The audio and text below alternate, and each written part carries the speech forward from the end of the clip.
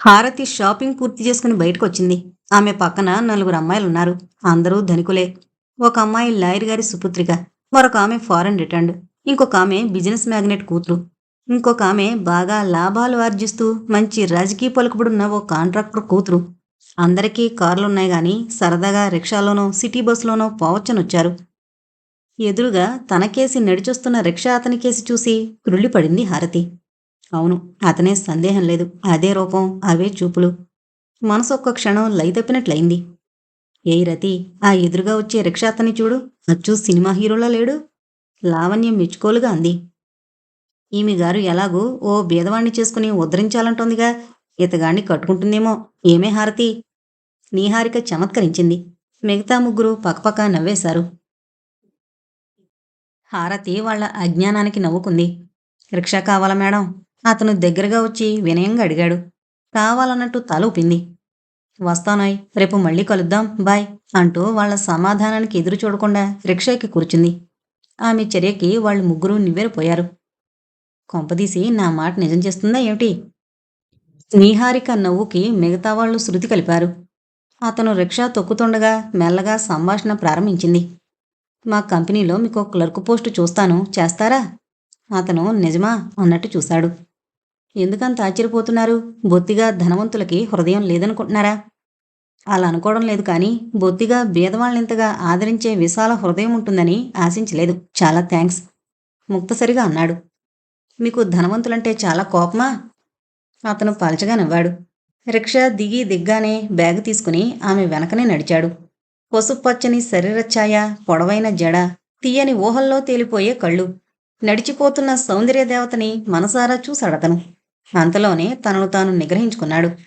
ఆ ఇంటి వైభవాన్ని, అందులోని ఖరీదైన అందమైన వస్తువుల్ని చూసి విస్మయం చెందాడు. ఇంట్లో తల్లిగాని అన్నగాని ఉన్న జాడ కనిపించకపోవడంతో ధైర్యం వచ్చిందామెకి.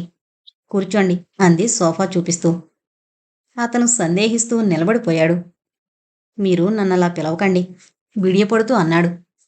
ఏం పర్వాలేదు, మీరు నాకన్నా వయసులో విజ్ఞానంలో పెద్ద, గౌరవించడంలో తప్పులేదుగా. కానీ ప్రస్తుతం రిక్షావాడి అవతారంలో ఉన్నాను, బాధగా అన్నాడు. పర్వాలేదు, పాండవులంతటి మహానుభావులకే కష్టాలు తప్పలేదు. ఇంత సిరి సంపదలున్నా మీకు కొంచెం కూడా గర్వం లేదు. నాకు చాలా ఆశ్చర్యంగా ఉంది. ఆరాధనగా చూశాడతను. సన్నగా నవ్విందామె. మీరు చాలా పొరబడుతున్నారు. ఇవేవి మనం పోయేటప్పుడు వెంటరావు. ఆ సంగతి తెలియక చాలామంది అజ్ఞానంతో ప్రవర్తిస్తుంటారు. అది వాళ్ళ కర్మ. అరే, అప్పుడే లేచారేమిటి? లేచి వెళ్ళబోతున్న అతన్ని వారించింది. అతను మొహమాటంగా నిలబడిపోయాడు. మీరు మీ స్టేటస్ మరిచిపోయి ఈ బీదవాడితో స్నేహం చేసినా ఈ లోకం హర్షించదు. అతని కళ్ళల్లో బాధ గూడు కట్టుకుంది. ఈ లోకాన్ని గురించి ఆలోచించి బాధపడేంత వెర్రిదాన్ని కాదు. నా మనసుకి తోచింది చేస్తాను. ఓకే, మీ సమయాన్ని వేస్ట్ చేయను. డబ్బు తీసుకోవాలి, కాదంటే నా మనసు బాధపడుతుంది. అతని చేతిలో 50 రూపాయల నోటు ఉంచింది. నా దగ్గర చిల్లరలేదు మేడం. మళ్ళీ పాతపాట పాడొద్దు. చనువుగా అతని చేయందుకుని నోటుంచి గుప్పిట మూసేసింది. ఆమె చొరవ చూసి ఆశ్చర్యపోయాడతను. మీ రుణం ఎలా తీర్చుకోవాలి? మెల్లగా గొణిగినట్టన్నాడతను. తీర్చుకునే రీతిలో తీర్చుకుందురుగాని, సరేనా? అనునయంగా అతని కన్నుల్లోకి చూసింది. అతను మరేం మాట్లాడలేకపోయాడు. నిరుపేద పూరి గుడిసు ముందు పవిత్ర గంగానది ప్రవహిస్తే ఎలా ఉంటుందో, పరమ దరిద్రుడికి పరమేశ్వరి కటాక్షమబ్బితే ఎలా తలమునకలవుతాడు, అలా ఉందతనికి. అతని కళ్ళల్లో కృతజ్ఞత కాంతులు వెల్లివిరుస్తున్నాయి. ఆమె మోములో సంతృప్తితో కూడిన దరహాస రేఖలు అతని గుండెల్లో నిండు చందమామ ఉదయించినట్లుగా అయింది. లోపాముద్ర అద్దం ముందు కూర్చుని అలంకరించుకుంటోంది. క్లబ్లో ఫంక్షన్స్ జరిగే రోజున ఆమె మరింత శ్రద్ధగా అలంకరించుకోవడం హారతికి బాగా తెలుసు. తండ్రి రాధామోహన్ రావు తీరికలేని బిజినెస్ మ్యాన్. నెలలో 25 రోజులు బాంబే, మద్రాస్, హైదరాబాద్, కలకత్తా తిరుగుతుంటాడు. ఒక్కోసారి ఆయన దర్శనమే బహు అరుదైపోతుంటుంది. అందుకే తనకేం కావలసినా తల్లినే ఆశ్రయిస్తుంటుంది హారతి. మా మమ్మీ ఎంత బావుందో, 25 ఏళ్ల అమ్మాయిలా ఉంది. గోముగా వీపు మీద వాలిపోతూ అంది. సరే సరే, ఏంటి సంగతి అందావిడ నవ్వుతూ, హెయిర్ పిన్స్ సరిగ్గా సర్దుకుంటూ. మరి పాపం, మరేమో నా ఫ్రెండ్ ఒక అబ్బాయి ఉన్నాడమ్మా, ఎంఏ ఫస్ట్ క్లాసు. అయితే ఏం చేయమంటావు? హారతి తెలిసిన వాళ్ళని, స్నేహితుల్ని తీసుకొచ్చి ఉద్యోగం ఇప్పించమని, ఏదైనా ఆర్థికంగా సహాయం చేయమని తల్లినెప్పుడు వేధిస్తూనే ఉంటుంది. ఆవిడ కొన్నింటిని అంగీకరిస్తుంది, మరి కొన్నింటిని తిరస్కరిస్తుంది. ఒక్కోసారి మరీ చికాగ్గా అనిపిస్తే విసుక్కుంటుంది. అయినా హారతి ఒక పట్టాన వదలదు. తలచిన పని నెరవేరేదాకా ఊరుకోదు. తల్లిని వెంటాడి వెంటాడి వేధిస్తూనే ఉంటుంది. ఏడ్చి అలిగి కోపగించి చివరికి ఎలాగైనా సాధిస్తుంది. మమ్మీ, మన కంపెనీలో ఏదైనా పోస్ట్ ఉంటే చూడు. బావుందే, ఇక నీకోసం ఏదైనా సృష్టించాలి. లిప్స్టిక్ దిద్దుకుంటూ విసుక్కుందావిడ. ప్లీజ్ మమ్మీ, మా బంగారు మమ్మీ. గారాలు పోయింది. నీకెన్నిసార్లు చెప్పానురా బుజ్జి, ఈ బీదవాళ్ళని సాధ్యమైనంత దూరంగా ఉంచాలని. వాళ్ళని చేరనిచ్చామా మన నెత్తికెక్కి మిరియాలు నూరతారు. ప్లీజ్ ప్లీజ్ మమ్మీ, అతను అలాంటివాడు కాదు, చాలా మంచివాడు, హ్యాండ్సమ్ యంగ్ మ్యాన్. నువ్వు చూస్తే కాదనలేవు. ఓకే ఓకే, ఒకసారి నాకు చూపించు, ఆ తర్వాత ఆలోచిస్తాను. అలా అంటే కాదు, నువ్వు తప్పక ఈ పని చేసి తీరాలి. నువ్వు సంఘసేవికవి, ఆదర్శ మహిళవి, పేదల పాలిట పెన్నిదివి, నా బంగారు తల్లివి. తల్లి చెంప మీద అందంగా ముద్దు పెట్టుకుంది. ఛీ పో, ఉత్త కొంటె పిల్లవు. కూతురి తల మీద చిన్న దెబ్బ వేసింది ముద్దుగా. మా క్లబ్లో ఫంక్షన్స్ 3 రోజులు జరుగుతాయి. ఈ 3 రోజులు నాకు ఊపిరి పీల్చుకోవడానికి కూడా తీరుకుండదు. ఆ తర్వాత ఆలోచిస్తాను, సరేనా? ఆమె అలంకరణ పూర్తయింది. లేచి నిల్చుని కూతురి వంక ఆప్యాయంగా చూసింది. నీకెందుకు హారతి గొడవలన్నీ? హాయిగా తిని కూర్చోక లేనిపోని గొడవలన్నీ నెత్తినేసుకుంటావు. సామాన్యుల్ని సాధ్యమైనంత దూరంలో ఉంచాలి. వాళ్ళని దగ్గరికి చేరనిచ్చావో మన సంపద చూసి కళ్ళు కొడతాయి. ఈ విషయాలన్నీ నీకెంత చెప్పినా అర్థం కావు. అబ్బా మమ్మీ, ఈ పురాణం విని విని విసిగెత్తిపోయింది. ఇంకాపుదు, నీకు పుణ్యం ఉంటుంది. తల్లి మాటలు వినిపించుకోలేదామె. నీ ఇష్టం, చెబితే వింటావా ఏమన్నానా? నీకేది తోస్తే అది చేసేయడమే. బ్యాగు తీసుకుని వెళ్ళిపోయింది.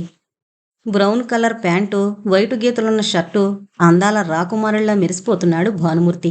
నీట్గా దూకున్న నొక్కుల జుట్టు, ప్రశాంత గంభీరతని వెదజల్లే వదనం. అతని నుండి ఒక్క క్షణం చూపు తిప్పుకోలేకపోయింది హారతి. ఏంటలా చూస్తున్నారు? కొంచెం ఇబ్బందిగా కదులుతూ అన్నాడు. నా దిష్టి మీకు తగులుతుందేమోనని మెచ్చుకోలుగా అంది. మరింక వెళదామా? లేచి నిలబడుతూ అడిగాడు. అరే, ఏంటంత తొందర? ఇంకా ఫంక్షన్ ప్రారంభం కావడానికి అరగంట టైం ఉంది. ముందుగా వెళితే అమ్మగారిని కలిసి ఏదైనా మాట్లాడొచ్చు. ఆమెకేమైనా అవసరమైతే సాయపడొచ్చు. అందుకే. అతని దూరదృష్టికి ఆమె సంతోషించింది. భానుమూర్తి గారు అంది మొదటిసారిగా పేరు పెట్టి పిలుస్తూ. ఏంటి అన్నట్టు చూశాడతను. మీకు ఉద్యోగం ఇప్పిస్తే నాకేమిస్తారు? చేతులు వెనక్కి కట్టుకుని కళ్ళు మెరిపిస్తూ ఉత్సాహంగా చిలిపిగా ప్రశ్నించింది. ఆ ప్రశ్న వింటూనే ఒక్క క్షణం తెల్లబోయాడతను. ముఖమంతా కళావిహీనమైపోయింది. అంతలోనే తేరుకుని పలచగా నవ్వేశాడు. మాలాంటి బీదవాళ్లు ఏమివ్వగలం చెప్పండి? కలకాలం మిమ్మల్ని గుర్తుంచుకుంటాం, ఎలవేలుపుగా కోల్చుకుంటాం. మీ కనుసన్నల్లో మెలుగుతూ వినయ విధేయతలతో. చాలు చాలు, నేనేదో తమాషా కంటే ఏంటంత సీరియస్గా అయిపోయారు? మనం ఫ్రెండ్సు. ఆ మాత్రం సాయం చేసుకోవడం కనీస ధర్మం. దానికి రుణాలు, అనుబంధాలంటూ పెద్ద పెద్ద పేర్లు పెట్టకండి. నాకు అంతగా నచ్చవు. అలా ఫ్రీగా, చలాకీగా, స్వేచ్ఛగా హృదయం విప్పి మాట్లాడే ఆమెని చూస్తే అతని మనసంతా అనిర్వచనీయమైన భావంతో నిండిపోయింది. 4 రోజుల కిందట ఆమెవరు, నేనెవరు? ఈ పరిచయం, స్నేహం, అభిమానం, ఆప్యాయత దేనికి దారితీస్తాయి? ఈ లోకంలో నాలాంటి నిర్భాగ్యులు ఎందరూ లేరు. అందరికీ ఇలాంటి దేవత పరిచయం లభిస్తుందా? ఈ అభిమానం తను కలకాలం నిలుపుకోగలడా? తన ఆలోచనలు తనకే భయమనిపించాయి. ఏంటండి మహాశయ, అలా నన్ను చూస్తూనే ఆలోచనల్లోకి జారిపోయారు? నా కళ్ళల్లో ఏముంది? కొంటిగా అడిగింది. మీ కళ్ళల్లో శతకోటి కాంతిపుంజాలున్నాయి. ఎదుటి వ్యక్తిని కరిగించి వేసే కమనీయ రాగముంది. ఇంకా నేను చెప్పలేని ఎన్నెన్ని భావాలో. అతనలా భావోద్వేగంతో మాట్లాడుతుంటే ఆమె మనసంతా ఒక క్షణం పులకించింది. ఆమె వాచి వైపు చూసుకుంది. ఓ, మాటల్లో పడి టైమే మరిచిపోయాం. బయలుదేరదాం పదండి. ఇద్దరూ క్లబ్ ఆవరణలోకి చేరుకునేసరికి ప్రోగ్రాం ప్రారంభమవుతోంది. రకరకాలుగా అలంకరించుకున్న లేడీస్ క్లబ్ మెంబర్స్తో ఆ ప్రదేశమంతా కన్నుల పండుగగా ఉంది. ముందువైపు ఖాళీగా ఉన్న 2 చైర్స్లో ఇద్దరూ కూర్చున్నారు. హారతి స్నేహితులు, తెలిసిన వాళ్ళు, లోపాముద్ర స్నేహితురాళ్ళు చాలామంది వచ్చి పలకరించి వెళుతున్నారు. అందరూ హారతి పక్కనే టీవీగా కూర్చున్న భానుమూర్తి వంక ప్రశ్నార్థకంగా, ఆశ్చర్యంగా చూస్తున్నారు.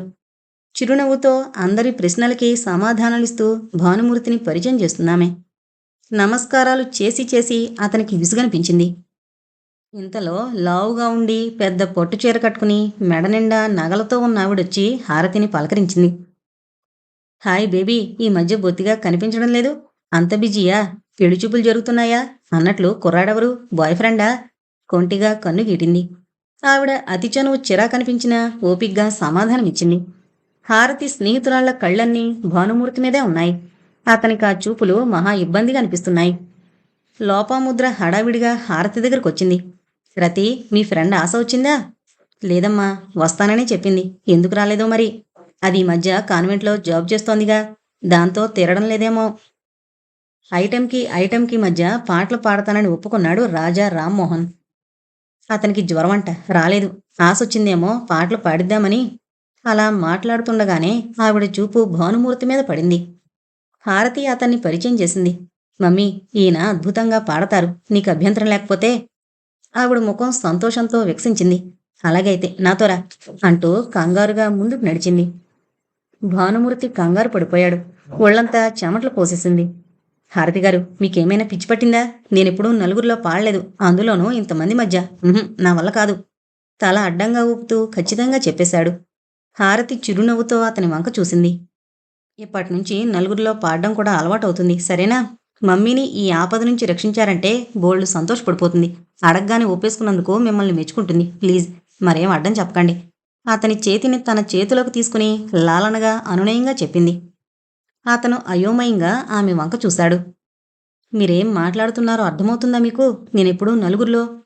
నాకింకేం చెప్పకండి, నా వెంట రండి ప్లీజ్. హారతి లేచి నుంచుంది. అతను లేచి ఆమె వెంట నడవక తప్పలేదు. మీకు నచ్చిన పాటలు ఆలోచించుకోండి, 2-3 సార్లు పాడి చూసుకోండి, ఓకే? నేనిప్పుడే 5 నిమిషాల్లో వచ్చేస్తాను, సరేనా? అంటూ వెనుతిరగబోయింది. కంగారుగా ఆమె చేయి పట్టుకుని ఆపేశాడు. నాకు భయంగా ఉంది హారతి గారు, స్టేజ్ మీద ఆబాస్పాలవుతుందేమోనని. సందేహంగా చూశాడు. ఆమె అతని కళ్ళలోకి చూసి చల్లగా నవ్వింది. ఆ నవ్వులో ఎంతో ఆత్మవిశ్వాసం కనిపించింది. మీ మీద నాకా నమ్మకముంది. అద్భుతమైన భావోద్వేగంతో పాడేస్తారు, సరేనా? మృదువుగా చేయి విడిపించుకుంది. సారీ అంటూ చప్పున చేయి వదిలేశాడు. అతనికంతా కంగారుగా ఆందోళనగా ఉంది. తనకు బాగా వచ్చిన 4-5 పాటల్ని లోగొంతుకులో పాడి చూసుకున్నాడు. 10 నిమిషాలు గడిచేసరికి కొంత ధైర్యమూ ఆత్మవిశ్వాసమూ కలిగాయి. మానసికంగా తనకు తాను సిద్ధమవుతున్నాడు. భానుమూర్తి గారు, హారతి మృదువుగా పిలిచింది. చటుక్కున కళ్ళు విప్పి చూశాడు. I'm ready. ఉత్సాహంగా నవ్వాడు. నాకు తెలుసు, మీరు తలుచుకుంటే ఏదైనా సాధించగలరు. రియల్లీ? కళ్ళు కదిలించి అలవోకగా నవ్వాడు. నాకు ఇన్స్పిరేషన్ మీరు. అతని పెదవులు అస్పష్టంగా కదిలాయి. ఎంకి వంటి పిల్ల లేదోయి లేదోయి. భానుమూర్తి భావోద్వేగంతో పాడుతున్నాడు. అతని గొంతులో భావం జీవం పోసుకుంది. ఎదుటనున్న జనమంతా మాయమైపోయి ఒక్క హారతి ముఖమే కనిపిస్తోంది. చిరునవ్వులు చిందిస్తోంది. అతని గుండె రససాగరమై ఉప్పొంగుతోంది. సంగీత తరంగాలు అలవోకగా లేచి పడుతున్నాయి. అతని హృదయం కడలి కెరటమై అంబరాన్ని చుంబించింది. అతని గొంతులో నుండి అమృత రసధారలు వెలువడుతున్నాయి. అణువణువు ఉప్పొంగింది. రాగజలదులు ప్రవహింపజేసింది. హారతి మనసంతా విరిసిన మందారమైపోయింది.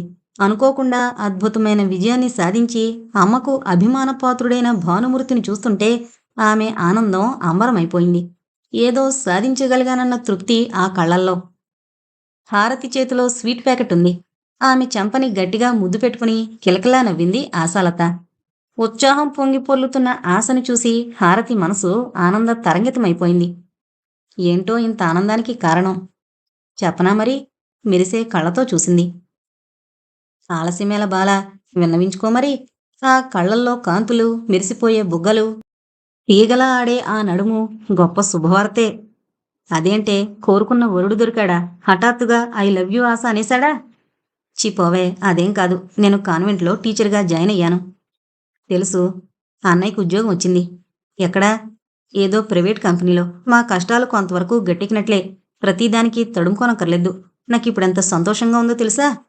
హాయిగా రెక్కలు విప్పి ఎగరాలని, అంబరాన్ని చుంబించి చుక్కల్ని లెక్కించాలని, చందమామతో ఆడుకుంటూ వెన్నెల కన్నెల పరవశించాలని. ఆశ 2 చేతులు విశాలంగా చాపి గిరగిరా తిరిగింది. సంతోషం పట్లేక హారతిని కూడా లేపి గిరగిరా తిప్పేసింది. అబ్బబ్బా, ఆపవే బాబూ. నీకేదొచ్చినా పట్లేం. అమ్మయ్యా, కళ్ళు తిరుగుతున్నాయి. నీరసంగా సోఫాలో కూర్చుండిపోయింది. మరి అంత సుకుమారమా? హారతి చెక్కిళ్ళు నిమురుతూ పకపకా నవ్వింది. సరేగాని ఒక మంచి పాట పాడు. పాడతాను గాని ముద్రకి లెటర్ రాయాలి. పాపం భారతిని కలిసి చాలా రోజులైంది. ఏం చేస్తుందో ఏమో. రేపెళ్ళి చూసొద్దాం కానీ ఒక పాట పాడవే. ఇంత చల్లని రేయి, ఇంత చక్కని హాయి, వెన్నెలలో పులకరించిపోతూ యమునా నది తరంగాలను పలకరిస్తూ, వంశీమోహనుని మురళీరవళ్ళలో తేలిపోతూ, గోపికా హృదయాలను రంజింపజేస్తూ, రాధ హృదయంలో అలజడి రేపుతూ, వలపు తరంగాల్ని సృష్టిస్తూ హాయిగా సాగిపోయిందా గానవాహిని. వండర్ఫుల్! వండర్ఫుల్! ఏమి అద్భుతమైన గానం! ఎవరా గాన సుందరీమణి? మదన్ చప్పట్లు చేస్తూ లోపలికొచ్చాడు. రా మదన్, ఎవరనుకుంటున్నావు? మన ఆశ. చెప్పాను కదా చక్కగా పాడుతుందని. అవును మరి, ఎన్నిసార్లడిగినా పాడలేదు మీ ఫ్రెండు. ఈ రోజుతో చెవులుకున్న తుప్పు కాస్త వదిలిపోయింది. ఉహుం, మీ చెవులకి అంత తుప్పుందేమిటి? అమాయకంగా అడిగింది. నిజం ఆశలత గారు, నాకు సంగీతం అంటే ఎంత ఇష్టమో చెప్పలేను. చిన్నప్పుడు ఆశపడి నేర్చుకోవాలని చూశాను గాని లాభం లేకపోయింది. నిరాశగా పెదవి విరిచాడు. మీరు మాట్లాడుతుంటే సంగీతం పాడినట్లుంటుంది. ఇక పాడితే వేరే చెప్పాలా? ఆశ ప్రశంసాపూర్వకంగా అంది. మీరేదో అభిమానంగా అలా అంటున్నారంతే. మా చెల్లికి సంగీతం చెప్పించాలని ఎంత ప్రయత్నించాం, లాభం లేకపోయింది. మనకి అందని దాని మీద మక్కువ ఎక్కువ. మనకి దొరకని వాటి గురించి ఆశ ఎక్కువ. అందని సుదూర తీరాలు ఎంత అందంగా ఉంటాయి. అతనేదో లోకంలో ఉన్నట్లు మాట్లాడుతుంటే ముగ్ధురాలై చూసింది ఆశ. హారతి సోఫా మీదకి తలవాల్చి ఏదో ఆలోచిస్తున్నట్లుగా ఉంది. ఆమె ముఖమంతా చిరుచెమటలు పోసేసింది. ఏసీ రూంలో కూడా ఈ చెమటలేమిటి? మదన్ కంగారు పడిపోయాడు. హారతి, హారతి, ఏంటలా అయిపోయావు? కంగారుగా అడిగారు. నీరసంగా కనురెప్పలు విప్పి చూసింది. ఏంటోగా ఉంది మదన్, నీరసంగా అంది. మదన్ గబగబా టెలిఫోన్ దగ్గరికెళ్ళి డాక్టర్కి ఫోన్ చేశాడు. అలాగే లోపాముద్రకి ఫోన్ చేశాడు. ఆవిడ క్లబ్లో లేదట. అట్నుంచి సమాధానం వచ్చింది. ఆవిడని వెతికి తీసుకురావడానికి నౌకరు కుర్రాడు రామన్నని పంపించాడు. ఆశాలత హారతి తలని ఒళ్ళో పెట్టుకుని మెల్లగా నుదురు సవరించసాగింది. ఇప్పటిదాకా బాగానే ఉంది, ఇంతలోకి ఏమైంది అంటుంటే ఆ పిల్లకి కళ్ళల్లో నీళ్లు తిరిగాయి. గొంతు జీరబోయింది.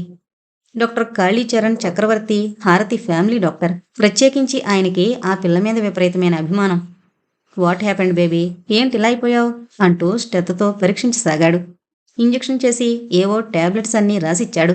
కాసేపు కూర్చుని కబుర్లు చెప్పి హారతిని నవ్వించి వెళ్ళిపోయాడు. లోపాముద్ర కంగారుగా వచ్చింది. హౌఆర్ యు బేబీ, ఏమైందసలు? కూతురి నుదురు తాకి చూస్తూ ఆదుర్దాగా ప్రశ్నించింది. మదన్ జరిగిందంతా చెప్పాడు. మరేం పర్వాలేదన్నారు. జస్ట్ వీక్నెస్ అయి ఉంటుంది. వీక్నెస్ రాదు, అన్ని పనులు ఈవిడిగారికే కావాలి. అనాథ శరణాలయంలో పిల్లలందరికీ గుడ్డలు కుట్టించి వాళ్ళు వేసుకుంటే చూసి సంతోషించి రావాలి. ఏదో ఇంత డబ్బు వాళ్ళ ముఖాన పడేస్తే పోదు. వాచ్మెన్కి జ్వరం వచ్చినా ఈవిడిగారికే కావాలి. అలసిపోదు, వెధవ పనులను నెత్తినేసుకుంటే. అలగా జనానంతా వెంటేసుకుని దీన జనోద్ధరణ చెయ్యాలంటుంది. లోపముద్ర ప్రేమగా విసుక్కుంటోంది కూతుర్ని. ఆవిడ మొదలెట్టిందంటే వాక్ ప్రవాహం ఇక ఆగదు, అలా సాగిపోతూనే ఉంటుంది. ఆంటీ, మీరు కాస్త బయట యాక్టివిటీస్ తగ్గించుకుని హారతిని కాస్త జాగ్రత్తగా చూసుకోండి. ఆవిడ ముఖం ఒక క్షణం నల్లగా మాడిపోయింది. అలాగే అలాగే అంది మెల్లగా. హారతి మెల్లగా నిద్రలోకి జారుకుంది. లోపాముద్ర టెలిఫోన్ దగ్గరికెళ్ళి డాక్టర్కి ఫోన్ చేసింది. ఆయన చెప్పిన విషయాలు విని తృప్తిగా నిట్టూర్చింది. హారతి కొద్ది కొద్దిగా కోలుకుంటోంది. ఆమె ఆరోగ్యం కుదుట పడుతుంటే ఎక్కువగా సంతోషించినవాడు భానుమూర్తి. ఆమె అలా నిస్త్రాణగా బెడ్ మీద పడుంటే అతను భరించలేకపోయేవాడు. హారతికి ఆరోగ్యం బాగలేదని తెలిసి మధురొచ్చింది, భారతొచ్చింది. మళ్ళీ చాలా నెలల తర్వాత నలుగురూ కలిసి మనసులు విప్పి మాట్లాడుకున్నారు. ఆ రోజు కార్తీక పౌర్ణమి. నలుగురు భోజనాలు ముగించి బాల్కనీలో కుర్చీలు వేసుకుని కూర్చున్నారు. చుట్టూరా తొలిరేయి శోభనం పెళ్లికూతురు చీరలా తెల్లగా ఉన్న వెన్నెల. ఈ మధ్య కొత్త పుస్తకాలు ఏవైనా చదివావా? భారతి మధురవైపు చూసింది. ఎప్పుడూ ఏదో ఒకటి చదువుతుండడం ఆమెకిష్టం. తను చదివి ఆ అనుభూతిని మిగిలిన మిత్రులతో పంచుకుంటుంది. అది ఆమె ప్రత్యేకత. మధుర చదివానన్నట్లు తల ఊపింది. విశ్వనాథ్ వారి నవలలు చదివాను. అబ్బా, ఆయన పుస్తకాలు పరమ బోరు. ప్రేమయన్ననేమి ఒక వ్యక్తిని చూసి మోహించుటయా, ఇష్టపడుటయా, సౌందర్యమన్న ఎట్లుండును? తెల్లగానున్న అందమా, బంగారు రంగులోనున్న అందమా, మరి నలుపులోనును అందము కలదే. ఇది చూచువారి దృష్టిని బట్టి ఉండును. ఎట్లా ఉంటుంది ఆయన శైలి. అంత ఓపిక నాకు లేదు. ఆశ తమాషాగా యాక్షన్ చేసి చెబుతుంటే ముగ్గురు పక్పకా నవ్వేశారు. అంతలోనే మధుర ముఖం సీరియస్గా అయిపోయింది. కొంచెం ఓపిక చేసుకుని ఆయన పుస్తకాలు చదివితే కొత్త విజ్ఞానపు లోకాలు మన ముందు సాక్షాత్కరిస్తాయి. అద్భుతమైన వర్ణనలు, ఊహలు, కల్పనలు మనల్ని ఏవేవో లోకాల్లోకి విహరింపజేస్తాయి. మధుర చెబుతుంటే ముగ్గురు ఓపిగ్గా విన్నారు. ఒక మహారాజున్నాడు, మహాధర్మమూర్తి. ఆయనకి సంతానం లేదు. సంతానం కోసం అమ్మవారిని పూజించమని పురోహితులు వారు చెప్పారు. ఆ సమయంలో రాజుగారిక ఆలయంలోకి ప్రవేశం లేదు. అదేం చోద్యమే! రాజుగారికి తన రాజ్యంలోని ఆలయంలోకి ప్రవేశం లేకపోవడమేమిటి? భారతి వింతగా చూసింది. అక్కడే ఉంది విశ్వనాథ్ వారి ప్రతిభ. ఆయన కథ అల్లుకునే విధానమే గొప్పగా ఉంటుంది. ఆ రాజ్యంలో జితాకసుడనే మహా ధనికుడున్నాడు. ఆయనకు అపురూప సౌందర్యవతైన ఇల్లాలు. ఆవిడ నాట్య సుందరి. ప్రతిరోజు దేవి ముందు నృత్యం చేస్తుంది. ఆ సమయంలో అమ్మవారి ఆలయంలోకి ఎవరికీ ప్రవేశం లేదు. ఆఖరికి రాజుగారికైనా సరే. మరి ఎలా? సస్పెన్స్లో పెట్టి చంపక చెప్పు. ఆశ అసహనంగా చూసింది. ఆగవే తల్లి, అంత తొందర అయితే ఎలా? నువ్వంత హాయిగా ఒక అందాల హీరోతో కలగనేసినట్లు. చారిత్రక నవల తమాషానా? ఆశని ఉడికించింది. దాని తర్వాత ఉడుకుద్దు గాని కథ చెప్పవే బాబూ. హారతి ఆలస్యాన్ని భరించలేకపోతోంది. పురోహితుడి ఆజ్ఞానుసారం రాజుగారు పురోహితుళ్లా ఆలయ ప్రవేశం చేసి అమ్మవారిని అర్చించి అమ్మవారికి ప్రతిరూపంలో ఉన్న రూపలతని, అదే జితాకసుని శ్రీమతిని చూసి అపరిమితుడైపోతాడు. అక్కడ్నుంచి ఆయన మనోవ్యధతో మంచం పడతాడు. భారతి ముఖం చిట్లించింది. నాకేం నచ్చలేదు మధుర. విశ్వనాథ్ వారు ఇలాంటి థీమ్ తీసుకుని రాయడం ఏమిటి? ఆగుమరి, శాంతం విను. రాజుగారి మనోవ్యాధి ఎవరికీ చెప్పరు. ఇది అధర్మమైన కోరిక అని ఆయనకీ తెలుసు. కాని ఆయన మనసు ఆ కోరిక నుండి వెనుకకి మరలడం లేదు. ఇక్కడే ఉంది కథలోని బిగువంతా. రాజుగారు అధర్మం చేయరు. పైగా కోటీశ్వరుడైన ఆ శ్రేష్ఠి రాజుగారికి చాలా ముఖ్యులు. ఒక సామ్రాజ్యాన్ని పాలించే చక్రవర్తి ఒక సౌందర్యవతి కోసం కృశించిపోవడం మంత్రులు సహించలేకపోయారు. ఆయన విషయాన్ని కనుక్కొని జితాకసుడికి చెప్తారు. రాజుగారి క్షేమం కోసం జితాకసుడు తన భార్యని త్యాగం చేయడానికి సిద్ధపడతాడు. అబ్బే, ఏం బాగలేదు. విశ్వనాథ్ వారికి ఇలాంటి ఊహే రాకూడదసలు. కుక్కలు కూడా పాతివ్రత్యం అంటగట్టిన మహానుభావుడైన. భారతి అసహనంగా ముఖం పెట్టింది. జితాకసుడి భార్య ఆయన దగ్గరే ఉంటుంది. వీళ్ళిద్దరూ అక్కా చెల్లెళ్ళు కవలలు. మధ్యలో బోళ్లంత కథ నడిచి రూపలత చెల్లెల్ని మహారాజుగారికి సమర్పించడంతో కథ ముగుస్తుంది. ఆ పాత్రల్ని చిత్రించిన తీరు, వాళ్ల మనస్తత్వం, ధర్మానికి భంగం కలగకుండా, రాజ్యక్షేమానికి ఏ అవరోధమూ రాకుండా ఆయన కథల్లుకున్న తీరు ప్రశంసనీయం. చదవండే, కాస్త ఓపిక చేసుకుని. ఆయన గొప్పతనం అర్థమవుతుంది. మాకంత ఓపిక లేదులే. అడపాదడపా నువ్విలా చెబుతుంటావుగా, దాంతో తృప్తి పడతాం. ఏకవీర మాత్రం నే బలవంతాన చదివాననుకో. ఇప్పటికీ అదొక అద్భుతమైన అనుభవం. ఎన్నిసార్లు చదివానో లెక్కలేదు. చదివిన ప్రతిసారి కొత్త కొత్త ఆలోచనలు రేగుతూనే ఉంటాయి. అది అసలైన సాహిత్యం. హారతి భావోద్వేగంతో అంది. ఆ తర్వాత కాలేజీ కబుర్లు, అబ్బాయిల అల్లరి, కొత్తగా వస్తున్న నవలలు, ఇలా సాగిపోయాయి కబుర్లు. మదన్, ఆశ హోటల్ మయూరిలో ఫ్యామిలీ రూంలో ఎదురెదురుగా కూర్చున్నారు. ఆశ వదనంలో విచారరేఖలు కొట్టొచ్చినట్లు కనిపిస్తున్నాయి. వెన్నెల చిందాల్సిన మోములో విషాద మేఘాలు వ్యాపించుండడం చూడలేకపోయాడు మదన్. ఆశ తమని ఎవరైనా గమనిస్తున్నారేమోనని భయం భయంగా చూసింది. మదన్ అవేమీ ఆలోచించడం లేదు. ఆశ, ఇప్పుడు చెప్పు, ఎందుకలా ఉన్నావు? 10 రోజుల నుంచి బొత్తిగా దర్శనమే లేదు. What is the reason? ఈ దీనుడి మీద దయ తప్పిందా? చటుకున కళ్ళెత్తి అతని వంక చూసి తలదించేసుకుంది. కళ్ళు వర్షించబోయే శ్రావణ మేఘాల్లా ఉన్నాయి. ప్లీజ్ ఆశ, నాతో చెప్పకూడదా? హారతిలాగా నేను నీ ఫ్రెండ్ని కాదా? చిన్నపిల్లాళ్ళి అడిగాడు. నింగి నేల స్నేహం చేస్తే ఎలా ఉంటుందో, కలువ జాబిలి జత కలిస్తే ఎలా ఉంటుందో అలా ఉంటుంది మన స్నేహం. యుగ యుగాలుగా అవి కలిసినట్లే కనిపిస్తాయి గాని ఎప్పటికీ కలవు. దీర్ఘంగా నిట్టూరుస్తూ అంది. అబ్బా, ఈ సినిమా డైలాగ్స్తో చంపక అసలు విషయం చెప్పకూడదా? నిష్ఠూరంగా అన్నాడు. ఏం చెప్పమంటారు? ఎప్పుడూ ఉండే మామూలు సమస్యలు. వాటికి తుది మొదలు అంటూ ఉండవు. అవేంటో నేను వినకూడదా? ఆశ తలదించుకుంది. మెల్లగా చెప్పసాగింది. ఎవరినో ఒకరిని కట్టుకుని ఇల్లు దాటి వెళ్ళమంటోంది అమ్మ. ఇంకా మిగతా పిల్లల బాధ్యతలున్నాయి. నువ్వే ఇలా పేచీ పెడితే ఎలా అంటుంది. నేను మనసుని సరిపెట్టుకోను. అన్నయ్య అమ్మతో నిత్యమూ ఘర్షణ. మాకు తెలిసిన బంధువొక ఆయన ఒక సంబంధం తెచ్చాడు. అతనికి 2వ పెళ్లి, 2 పిల్లలున్నారట. కానీ కట్నం లేకుండా చేసుకుంటాడట. నా మెడలు వంచి తాళి కట్టించి ఒక బాధ్యత వదిలించుకోవాలని అమ్మ తాపత్రయం. నేనెందుకు ఒప్పుకోవడం లేదు.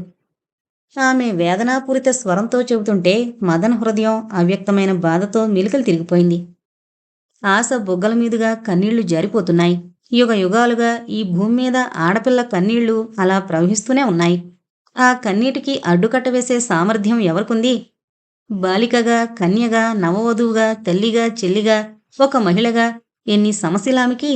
ఈ సమస్యల వలయంలో చిక్కుకుని ఎందరు నిర్భాగ్య స్త్రీలు గిజగిజలాడిపోతున్నారు. ఊపిరాడక ఉక్కిరిబిక్కిరై నిరాశతో కుంగిపోతూ భారంగా జీవితాలు వెళ్లదీస్తున్నారు. ఆశ కన్నీళ్లు చూడగానే మదన్ మనసు కలుక్కుమంది. కర్చీఫ్ తీసి మృదువుగా ఆమె కన్నీరు తుడిచాడు. చ ఏడుస్తారా? తప్పు కదూ. మా ఆశ బంగారు కొండ. నాకిష్టం లేదని ధైర్యంగా చెప్పేయాలి. ఇంత బేలతనం పనికిరాదు. ఆశ, ఒక స్నేహితుడిగా నన్ను నమ్ముతావా? అంటే అర్థం కానట్లు అయోమయంగా చూసింది. ఏం లేదు. నువ్విలా నిరాశతో కుంగిపోకూడదు. నీకు ప్రాణమిచ్చే ప్రియసఖి హారతుంది. నేనున్నాను. నీకిష్టం లేని పెళ్లి జరుగుతుంటే చూస్తూ ఊరుకుంటామా చెప్పు? పోనీ నేనొచ్చి మాట్లాడినా మీ అన్నయ్యతో అమ్మతో? వద్దొద్దు, అంత పని మాత్రం చేయకండి కంగారుగా వారించింది. ఎందుకాసా అంతగా భయపడిపోతున్నావు? ఏం లేదు. మీ మాటలే నాకు కొండంత ధైర్యాన్నిస్తున్నాయి. ఆ మాత్రం ప్రోత్సాహం చాలు. చాలా థ్యాంక్స్ తడబడుతూ మెల్లగా అంది. ఆమె గుండెల్లో ఎన్ని అగ్నిపర్వతాలు బద్దలవుతున్నాయో అర్థం చేసుకున్నాడా యువకుడు. స్నేహితులైనా ఎంతవరకు సాయం చేయగలరు? 4 తీపి కబుర్లు చెప్పి మనసులోని బాధను మరిపించగలరు. మా సమస్యలకి శాశ్వత పరిష్కారం దొరకదు. ఎన్నటికీ దొరకదేమో. తనలో తను గొణుక్కున్నట్లు మెల్లగా అంది. ప్రతి సమస్యకి ఒక పరిష్కారం ఉండి తీరుతుంది. నువ్వు మరీ అంత నిరాశగా మాట్లాడొద్దాసా. వద్దు మదన్ గారు, ప్లీజ్. నాలో ఆశలు పెంచకండి. నా స్థితి ఏమిటో నాకు బాగా తెలుసు. ఆకాశానికి నిచ్చెనలు వేస్తే ఆశాభంగం తప్పదు. ఎవరో ఒక సామాన్యుణ్ణి కట్టుకొని ఒక ముద్దు ముచ్చట సరదా సంతోషం లేకుండా గానుగెద్దు జీవితం గడపాల్సిందే. యాంత్రికంగా పిల్లల్ని కని ఏ అనుభూతి లేకుండా ఈ దేశంలోని వేలాది మంది స్త్రీలలా ఎప్పుడో అనామకంగా ఏ ప్రత్యేకత లేకుండా రాలిపోవలసిందే.